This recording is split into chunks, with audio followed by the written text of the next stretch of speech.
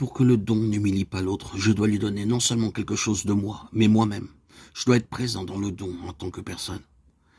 Cette juste manière de servir rend humble celui qui agit. Il n'assume pas une position de supériorité face à l'autre, même si la situation de ce dernier peut, à ce moment-là, être misérable. Le Christ a pris la dernière place dans le monde, la croix, et précisément par cette humilité radicale, il nous a rachetés.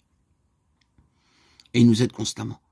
Celui qui peut aider reconnaît que c'est justement de cette manière qu'il est aidé lui aussi. Le fait de pouvoir aider n'est ni son mérite, ni un titre d'orgueil. Cette tâche est une grâce. Plus une personne œuvre pour les autres, plus elle comprendra et fera sienne la parole du Christ. Nous sommes des serviteurs quelconques. Luc 17, 10. En effet, elle reconnaît qu'elle agit non pas en fonction d'une supériorité ou d'une plus grande efficacité personnelle, mais parce que le Seigneur lui en fait don. Parfois, le surcroît des besoins et les limites de sa propre action pourront l'exposer à la tentation du découragement. Mais c'est alors justement que l'aidera le fait de savoir qu'elle n'est en définitive qu'un instrument entre les mains du Seigneur.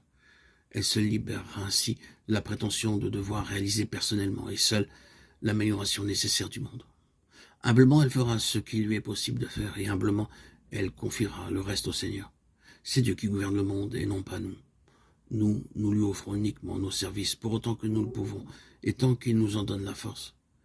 Faire cependant ce qui nous est possible avec la force dont nous disposons, telle est la tâche qui maintient le bon serviteur de Jésus-Christ toujours en mouvement. L'amour du Christ nous pousse. 2 Corinthiens 5, 14. L'expérience de l'immensité des besoins peut d'un côté nous pousser vers l'idéologie qui prétend faire maintenant ce que Dieu, en gouvernant le monde, n'obtient pas à ce qu'il semble, la solution universelle de tous les problèmes. D'un autre côté, elle peut devenir une tentation de rester dans l'inertie, s'appuyant sur l'impression que, quoi qu'il en soit, rien ne peut être fait.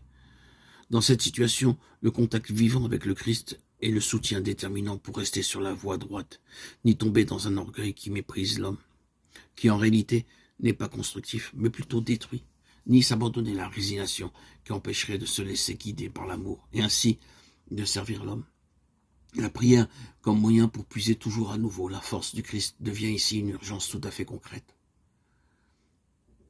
Celui qui prie ne perd pas son temps, même si la situation apparaît réellement urgente et semble pousser uniquement à l'action. La piété n'affaiblit pas la lutte contre la pauvreté ou même contre la misère du prochain.